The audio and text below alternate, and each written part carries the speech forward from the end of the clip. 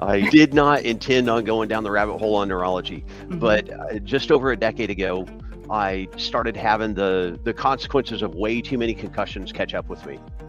Our brain limits output. It limits what we're able to do based on its confidence that we're not going to hurt or kill ourselves. When we get our senses working together, all of a sudden there's more oxygen and more glucose making it to the front of our brain where all the cool stuff happens, and we get to be a more awesome version of ourselves. It's the whole idea of you don't train until you can succeed, you train until you can't fail. If you're new or watching this as a replay, welcome. We're so glad that you're here. Please subscribe to Defenders Live on Spotify, Apple Podcasts, and YouTube, and join our group on Facebook as well. And if you don't want to miss another episode, you can sign up for email notifications at defenders-live.com. Tonight, I have Mike Ox, also known as Mike Oshner, on the show. He is a neurology-based firearms instructor, a speaker, a consultant, and a writer. He's the creator of Dry Fire Training Cards, visiontraining.com, and the author of Real World Gunfight Training, as well as Red Dot Mastery. Mike is a master level IDPA shooter with a subcompact Glock 26, a Rangemaster and NRA instructor, and a UTM level 2 and RBTA military and law enforcement Force on Force Master Instructor. He's also a Force Science Institute analyst of human factors in lethal force encounters, and he uses performance neurology to help shooters unlock their brain's ability to learn faster, remember longer, and perform better under stress. So I will be bringing Mike Ox on, as well as my co-host, Mr. Adam Winch, the founder of Defenders USA. Hey, guys. Hello. Thanks for coming on, Mike. We're super excited to have you. It's been kind of a wait to get you here.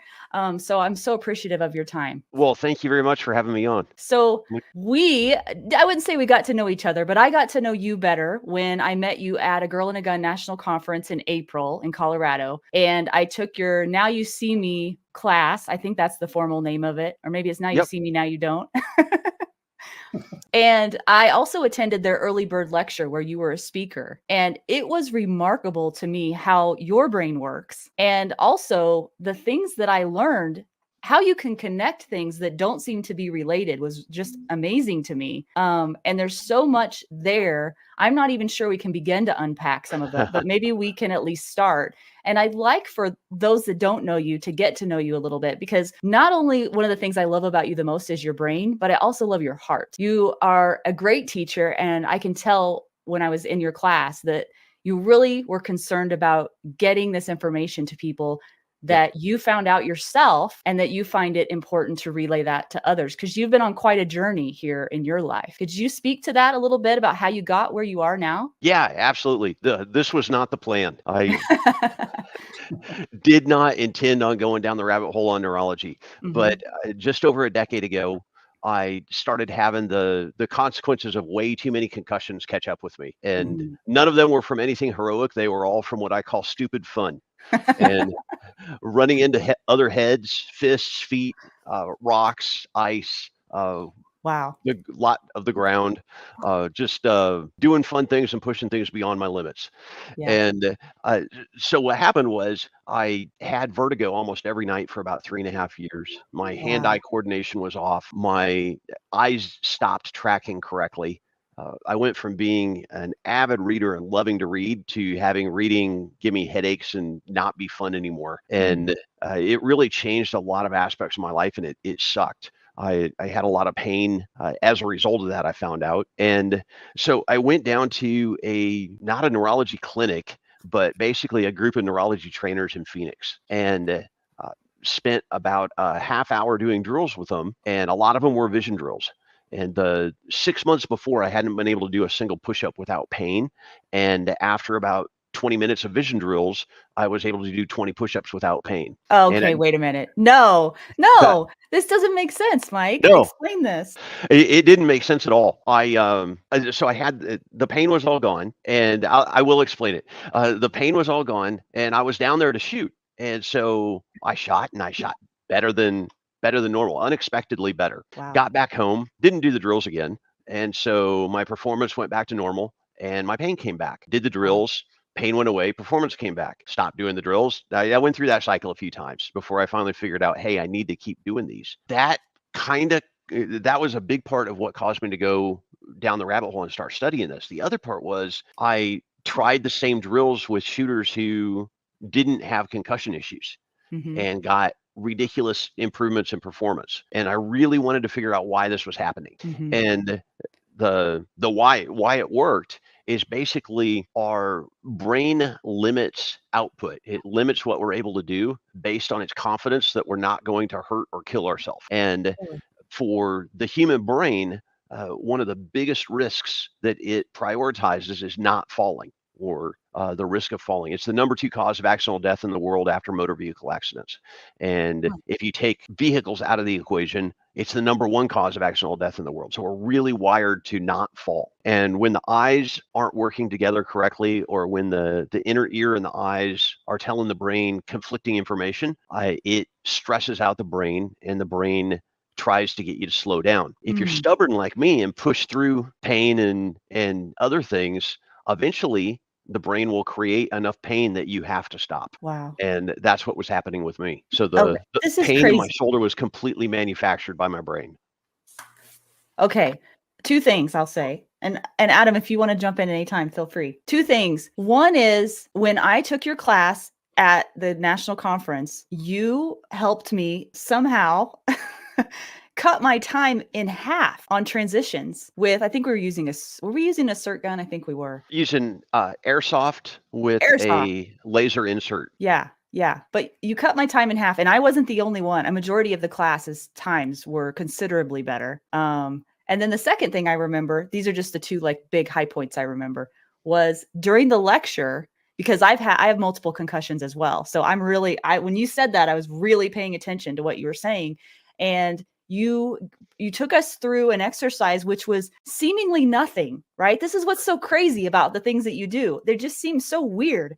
And it was with neck pain. You said if you have a stiff neck, pay attention to how it feels when you turn left and right. And then you talked about our ears, and you had us pull on our ears, and you talked about how a dog, when there's a sound or something, they point their ear at the sound, but we don't have that ability. Could you go through that a little bit? Because it just seems so wild, absolutely. But it actually works. And that might be something people could actually do, like while they're listening to this.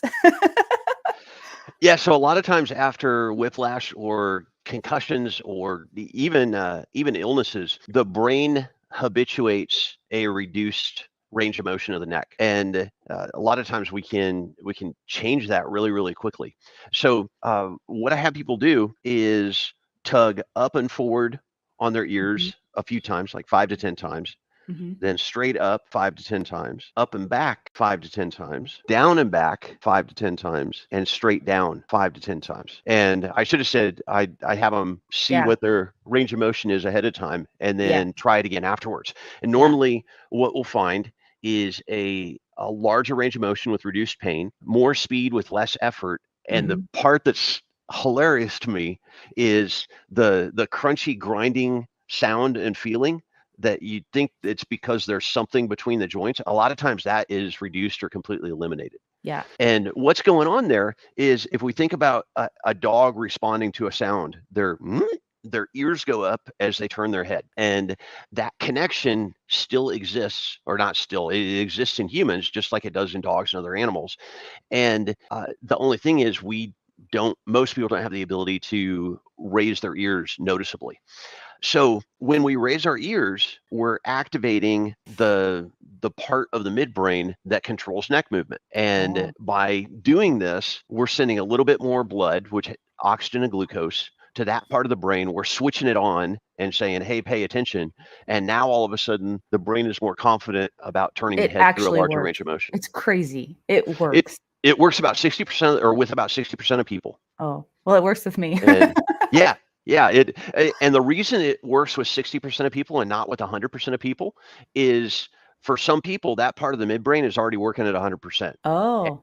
And giving it a little extra oxygen and glucose doesn't matter, because everything's working fine to start with. Yeah, and you talked about too how we're not moving our heads very much because of our phones, and because when we're driving, You said something about when you're traveling a lot, that this is really helpful. Did you say that? Yeah, the ears and let me back up a second. So the eyes and the face Oh, a lot of yeah. times are yoked together. Yeah. And that's particularly the case for people who have glasses that have a lot of magnification, and there's only one sweet spot that they can look through.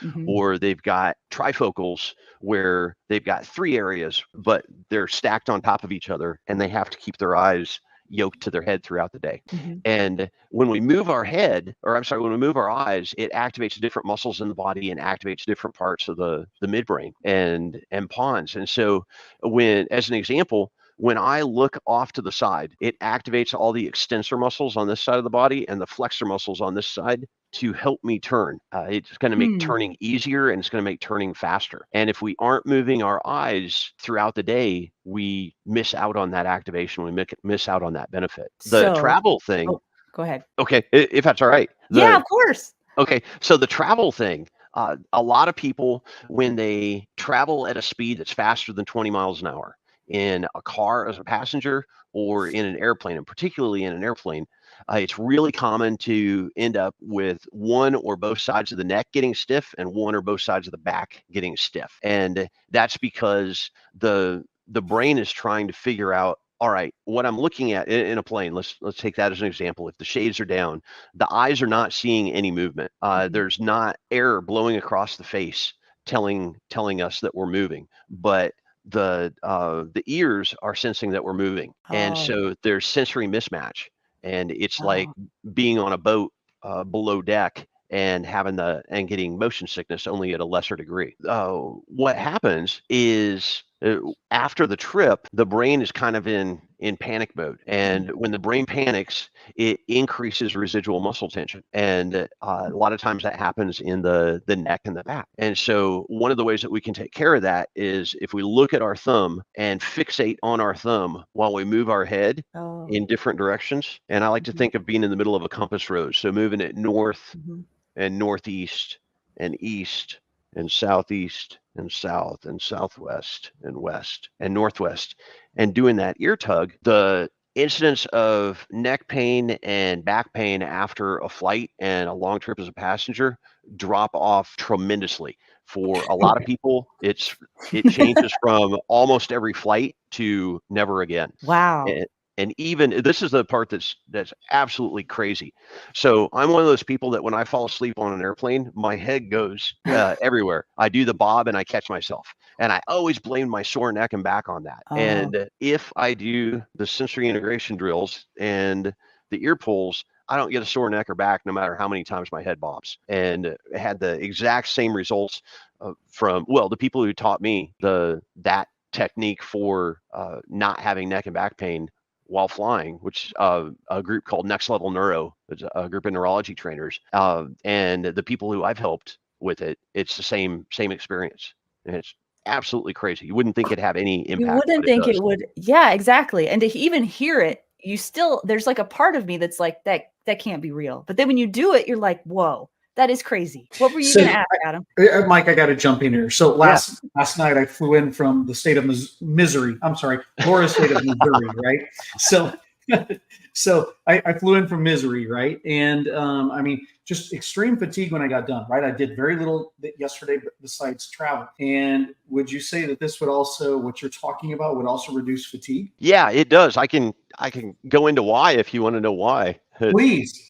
So we've got something in the brain called the central governor, and the central governor tells us when it's time to stop or quit. And if we look at, if you can imagine running and doing needle biopsies and seeing how much fuel your muscles have. Right. When we get exhausted and have to stop, we still have fuel in our muscles. We still have the capability of continuing, but the brain is saying it has enough. And so it's the brain is what drives that feeling of fatigue. So when we think about how the brain gets fuel, we've got blood coming up to the brainstem, and the brainstem is one of the first things that it's doing is deconflicting the input from the senses. So if our eyes and our ears and our proprioception or body awareness are all in agreement with each other, then the brain doesn't have to really spend much energy deconflicting that input. If it's conflicting, then that's a priority because the brain doesn't want to fall. It doesn't want to, it's a survival mechanism. So we've got two options. One, we use a lot of oxygen and glucose figuring all that stuff out, or two, it's all working and we don't list any. That blood's going to come up to visual processing and it's going to end in frontal cortex, which is our highest level of thinking. And if all of that oxygen and glucose has been burned up in the process of getting there, then we don't have a whole lot of bandwidth left. Mm-hmm. So when we get our senses working together, all of a sudden there's more oxygen and more glucose making it to the front of our brain where all the cool stuff happens, and we get to be a more awesome version of ourselves. So that little exercise you gave, not just only the ear tug, right, but also the up and down with the eyes, fixated on a thing right in front of you, could also reduce not just neck pain and back pain, but also fatigue? Yeah, fatigue. And one of the reasons I use it at the beginning of classes is it increases the ability of people to pay attention. We need to be using that. And is that not one of the biggest components of being defensive with a handgun or anything else? Right. And we should probably be tying this in too. Self-defense, shooting, because that is the space that we live in. But I have to say something first, Mike. I am in awe of your ability to, you have had to say those same words, maybe not in those exact same ways. How many times since you learned this information, and every time I hear you speak about it, you're excited about it. It was life-changing for me. Yeah, but absolutely. How many times do you think that you've shared that information over and over and over and over again? And every time it feels new. At least once a day for years. You're kidding me. And the impact that it continually has with people is pretty awesome. It is. And go ahead. That's the servant's heart, right? It impacted you. It changed your life. You know, you're changing others. That's the servant's heart. Yeah. The quote that you sent in the email, I have it right here. It says, neurology allowed me to take 10 years off the clock, get back my life, and be a better shooter than ever. Who wouldn't want that? Who wouldn't want that? So it says that you worked with Olympic coaches as well, talking about mental imagery and how that affects your performance. What about what you learned there did you apply to your shooting, and how did that improve it? Yeah, that was a long time ago. That was in the 80s. Really? Yeah. You can't be that old. I was in, it was the end of junior high and beginning of high school. Oh, wow. My parents sent me to track and field camp in the summers, and it was right after the '88 Olympics, and it was with the University of Nebraska, and was super fortunate that they brought in Olympic coaches to help teach the classes. So I was a shot, disc, and javelin thrower, and they brought in hypnotists, they brought in performance coaches, they brought in sports specific coaches, and they'd been experimenting with all sorts of different things, slow speed training and how to make it transfer over to high speed performance, and how to do mental imagery correctly so that you actually got a benefit from it.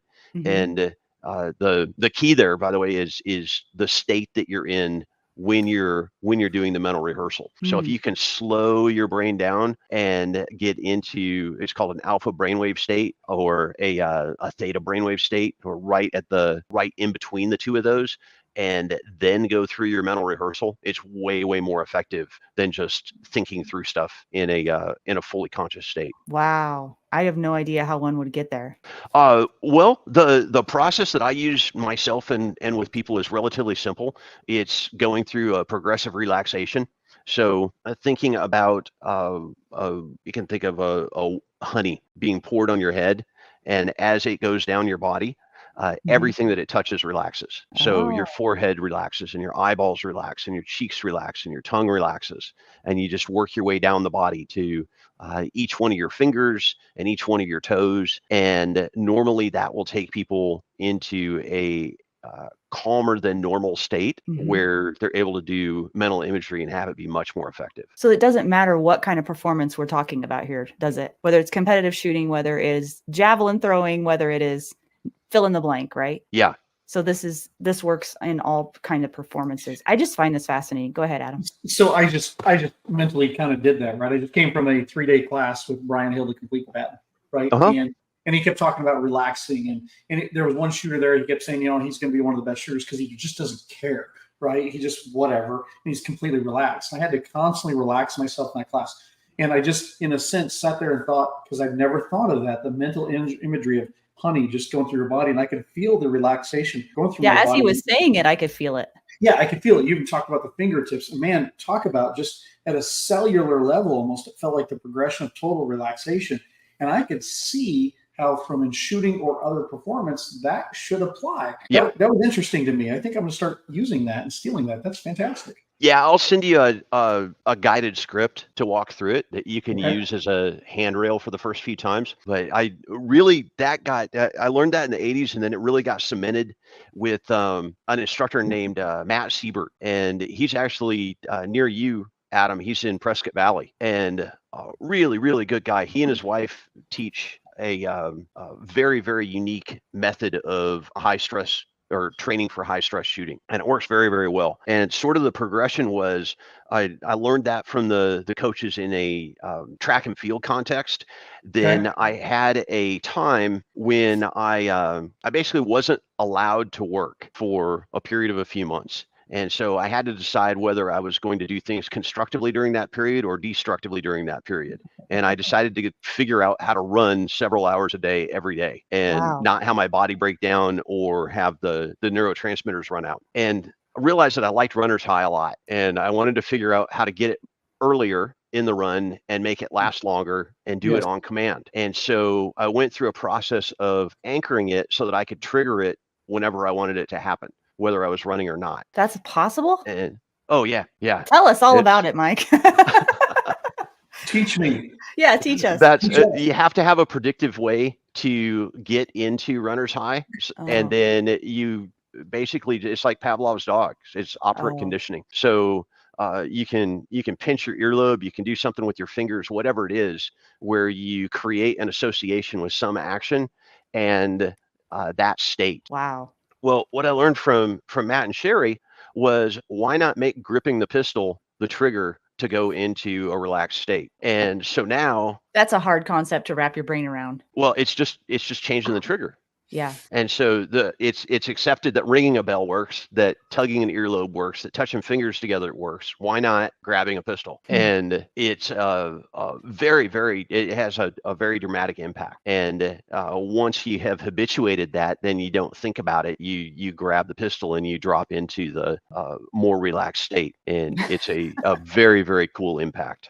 Okay, wait. I've watched you shoot. You don't look relaxed. I mean, you're blazing. You're going fast. Looking like a guy who's not overworking himself, but looking like a dude who's just burning it down. How are you relaxed while you do that? Yeah. So that's a really good point. So when I say relaxed, I guess what I'm thinking about isn't lounging on the beach.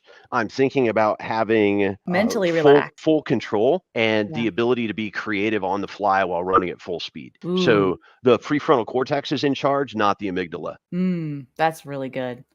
Okay. It's really good for Laura. I'm not that bright. Can you say more for that? Help me clarify that in my mind. Yeah. So there's a concept known as amygdala hijack, and Okay. where the amygdala takes over, and we basically just kind of go into monkey mode, where higher level thinking is not happening, and we're only using gross motor skills. We're doing base level actions. Isn't that like basically just fight or flight? Yeah. Yeah. It's a extreme version of fight or flight. Yeah. So you can be in fight or flight mode and still be able to think.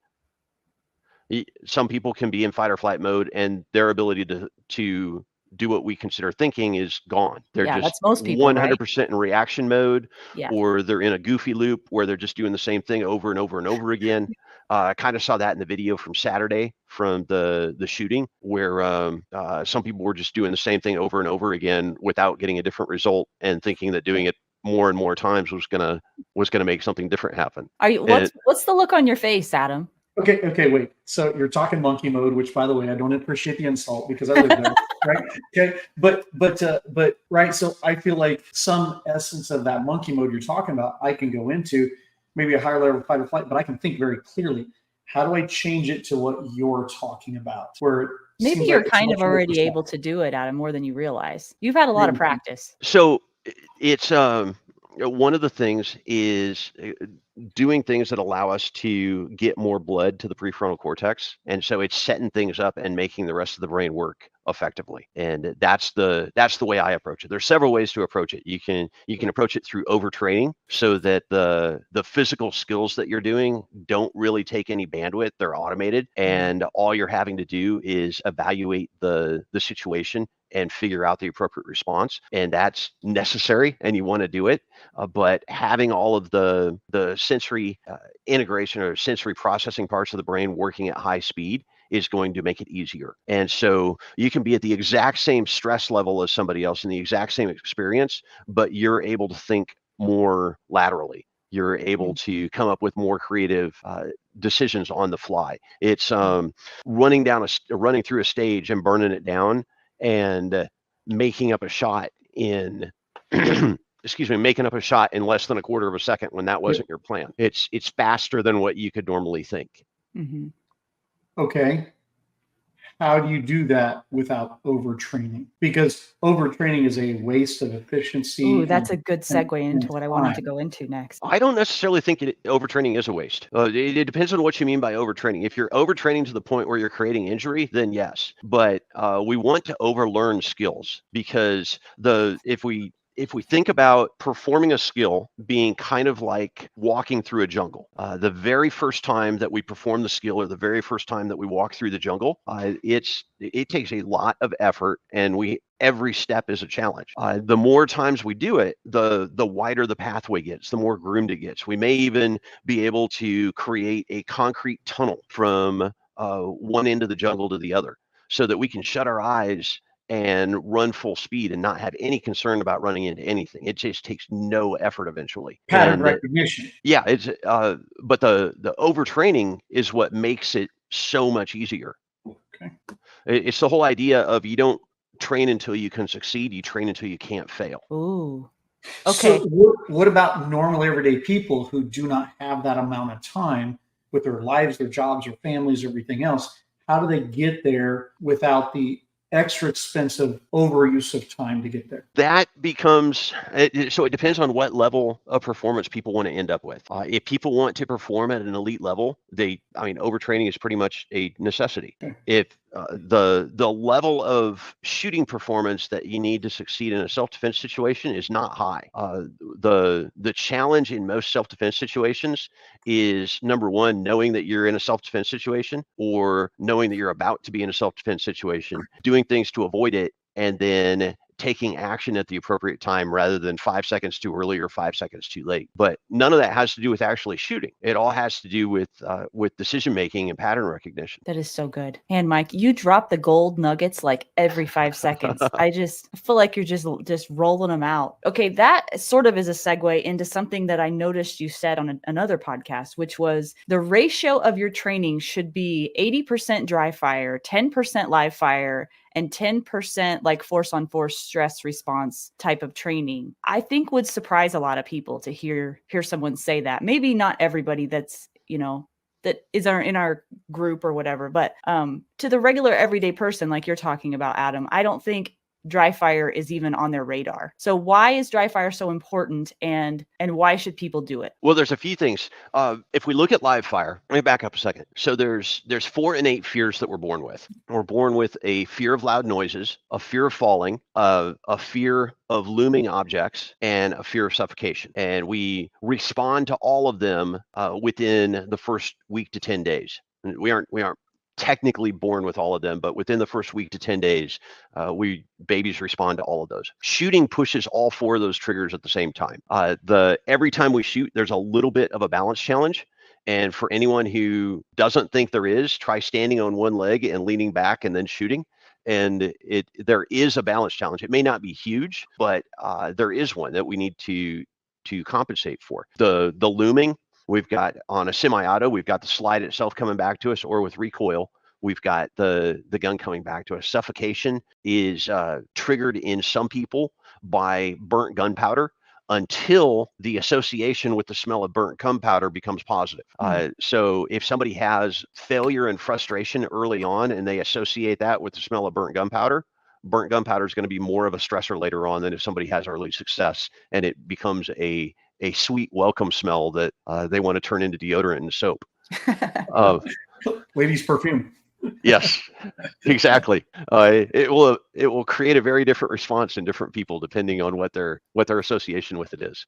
So all of that leads to the fact that live fire is a stressor for a lot of people. And if somebody's residual stress level is at, say, a 7, and shooting is a +3, and that takes them to a 10 and causes a startle flinch response, then what we want to do is a couple of things. We want to create a more positive association with shooting so that the stress of shooting is not as much, and we want to lower the stress level that they have before they start shooting. So one of the ways that we can do that is with dry fire. We can just build success and a positive association with dry fire and then verify and validate it with live fire. And this was something that there was a stress shooting lab in just outside of Minneapolis, started by Larry Yatch and Dusty Solomon. It was right after Benghazi, so it was in the 2000 or early 2012 timeframe. And for 3.5 years, they ran 140 classes a month, and they had instructors. Larry was a SEAL. They had an SF instructor. They had a Force Recon instructor. They had an AFSOC instructor. They had a law enforcement SWAT instructor, and all of them came in with the belief that their way of training was the best. And what they did at SEAL Mindset that was very unique was they objectively tested all of it with high volume training across a large number of students. And they recorded a ridiculous amount of data, and they had multiple camera angles in every classroom and range. So it was very, very cool. And what they found out was that for a new shooter who wants to build skill, and specifically the ability to respond and perform appropriately in a civilian self-defense context, the ideal ratio of training was that 80% dry fire, 10% live fire, and 10% force on force. That number can skew. Once somebody has the initial skills developed, that can skew up to 99% or even 99.9%. No where kidding. The vast majority of the training is being done with dry fire. What do you think about that, Adam? Would you agree? Yeah, I agree. Yeah, especially if your fundamentals are really truly solid, right? Yeah. Because the visual, and Mike, correct me if I'm wrong, but I can imagine because of the visualization that you're doing within your own head of everything else, and the ability to feel, and more importantly, to see it well, I can see it. It makes sense. Yeah, there's a couple of big things. One is when people haven't done force on force training, it's harder to visualize performing the skills in context. Once you have done force on force training and then you go back to dry fire, the dry fire is way more meaningful. Oh yeah. Same thing with live fire. Dry fire on its own doesn't have a whole lot of meaning until you do live fire and verify and validate it and refine it. Now, when you go back to dry fire, you know exactly what you need to do because you're duplicating what you did in live fire. That's just What's giving that, Laura? meaning. That's just giving it meaning. Giving it meaning is important. Very important. Yeah. So what's interesting to me is that when I was working as a cop, I didn't dry fire at all. But then I had something really bad happen, and suddenly it gave context. And I started doing at least 10 good reps before work, 10 good reps after work of dry fire of some type. And suddenly it became awake in my mind, right? I saw the movie pictures. And then later, as I experienced things, I began putting in more and more context. I'd never thought of it that way, but that makes complete sense, right? And that force on force allows the average Joe Jane who's never done this to see what it's more realistically like, mentally associate that and give meaning to what you're doing besides just stand there and draw the gun, which gets old because if you don't give context, it's going to get dry and old. Yep. Yeah, I was at West Lafayette this last week and watched Mike Hughes teaching. Yes. And one of the things that he does is he's got a tactical abacus, and it's got a string and 5 red beads and a black bead, 5 red beads and a black bead, 5 red beads and a black bead. And what it is each red bead is a dry fire rep with a cert, and each black bead is a live fire rep. And so you run through the drill doing it 5 times perfectly with dry fire, and then you earn your live fire rep. And that verifies and validates what you just did in dry fire and tells you if you need to make any adjustments. Well, we should definitely let people know because they're probably chomping at the bit at this point, Mike, to know where can they find out more about what you do? How can they find your books and more information about this? Because there's so much. It's like almost overwhelming, the information that you have. Well, the two easiest places to start are visiontraining.com, and I've got a 1-hour presentation there that I gave at the USCCA Expo, the last one, and people can go through that video. And what it was about a room of about 100 people, and I had them go through assessments and then vision drills and then reassess. Which is And what we did. yeah, Yeah. and people can do it at home. Yeah. Just like the people did it in the audience. Mhm. And they can not only experience it at home, but they can see the impact that the drills had on those 100 people. And the other place is red.mastery.com. And that's my latest book. And it is on how to switch to the red dot as quickly as possible and how to perform with it as well as possible after you have a red dot. Excellent book. Excellent book. I just moved, so I don't have it out of the box yet. If not, I'd have it up here for people to see.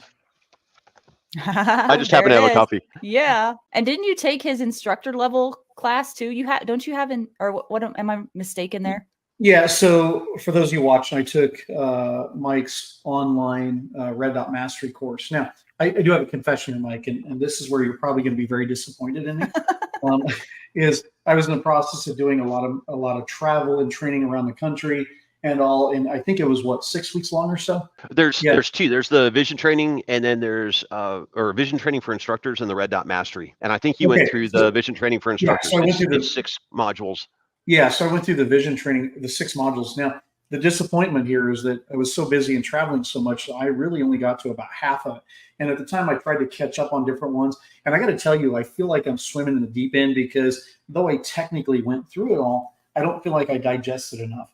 And I've never yet, and I should have asked you this, and my apologies, I didn't figure out where to go back and re-listen to, especially the sections I missed to tie into the sections I did. So though officially I kind of finished it, I didn't really go through it all. So I felt like I didn't get enough out of it. And that was simply because of travel. And I got to tell you, I want to go back through your course because I feel like it was so deep and so in depth that honestly, it's something that people like me, like Laura, those of us who teach, we should hear this 2, 3, 4 times to really digest this. Yeah. It's well, good news. I just taught class 4 last night. And again, and the video for it is up in the members area and you've got access and retakes. Oh, I do? Yeah. Okay. I'm going to go listen to it from beginning to end because I feel like this is the true big hang up of my shooting, right? I can shoot occasionally. Usually on Thursday, I actually hit the target. And I get a feeling that if I can work on my vision, because that's the majority of everything that's out there, I can do better. And I say this not to make it a focus of me, is I think this is the same thing for everybody else. If we can fix our vision, right? The feeling has a good portion of it too, but the vision is such a huge component of things. But I think if most of us fix our vision, it'll fix not just our shooting, but it'll fix our performance in a lot of other areas. Yeah, high-speed driving, defensive tactics. You do a lot of that, Adam. So let me finish off with one last question here because we're running out of time because that hour went by fast. What is one of the most important things that you've learned that you wish everyone knew? The biggest aha for me is I thought I knew a lot more 10 years ago than I think I do now. Oh. In other words, I thought I was up here and I'm way more humble now and so aware of how much more there is to learn now. That's kind of exciting. Yeah. Yeah. Well, humble pie is not always fun at first, but now, oh my gosh, no, it's an opportunity, right? Yeah. It takes a while to kill the ego. Can you ever truly do it, Mike? Oh, hopefully. I don't think that would necessarily be healthy, but no, I don't think so. Having it in check and for me, way smaller than it was is a definite positive. Well, we're very grateful for you for everything that you've learned, for sharing so much with us. And guys, please go check out his websites and buy his books. Mike is, again, a man who has done the work, put in the time, went through all the lessons, and he's sharing those, with everyone else. So go check out what he has to offer because you offer a lot to people. I remember when I took your class in Colorado, you had like a whole box full of stuff that you offered people to help them. So yeah, it's 20 plus courses and products now. That's awesome. it seems like there's very few true masters of a craft, right? In this case, our craft is oftentimes shooting, but I think that relates to a very varied amount of things. And I think you're one of the masters within this community. So besides looking at your website, how do I come train with you in person versus online? How do others come train with you in person versus just online? The online is phenomenal. Mm-hmm. People should do that. But how do we do it in person? And do you see a value of in person, or do you think you can get just as much with the online as in person?